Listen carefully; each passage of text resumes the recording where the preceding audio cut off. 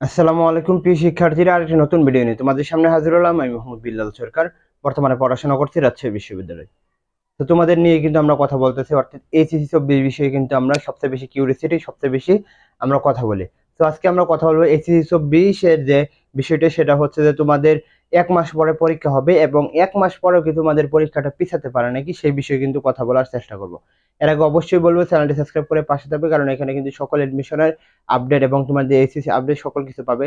কি জন্য চ্যানেলটি সাবস্ক্রাইব করবে? কারণ সামনে কিন্তু তোমরা এডমিশন দিবে, সকল ফ্রি ক্লাস, পরীক্ষা সকল কিছু এখানে পাবে।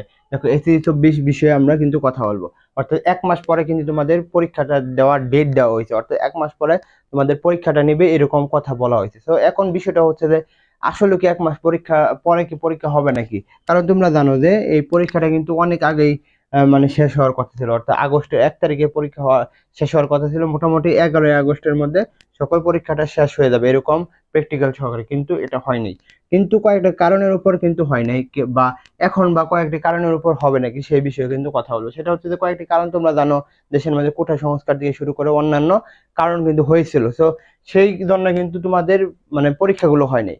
যদি এখন বলি, এখন কি পরীক্ষাগুলো হবে নাকি, 1 নম্বর কথা হলো অবশ্যই অবশ্যই তোমাদের পরীক্ষা হওয়ার সম্ভাবনা অনেক বেশি। এখন দেখো, একটা সবচেয়ে বেশি সময় দিয়েছে। আগে যদি দেখি, দেখবে 5 তারিখ, 4 তারিখতে 8 তারিখ দিয়েছে, 8 তারিখতে 11 তারিখ দিয়েছে, 11 তারিখতে 15 তারিখ দিয়েছে, এইভাবে এইভাবে আগাইছে। হ্যাঁ, কিন্তু এখন তারা কি একেবারে বেশি সময় দিয়ে দিচ্ছে না, অর্থাৎ তারা একেবারে 1 মাস সময় নিছে, অর্থাৎ 1 মাসে তারা সকল কিছু মানে সম্পূর্ণ করতে পারে, যে আর ভোগান্তি না হতে পারে, অর্থাৎ শিক্ষার্থীদের যে ভোগান্তি হচ্ছে সেটা যে আর না হয়, সেই জন্য কিন্তু তারা এতটা পিছিয়েছে।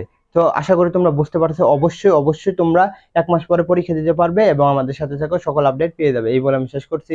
আসসালামু আলাইকুম।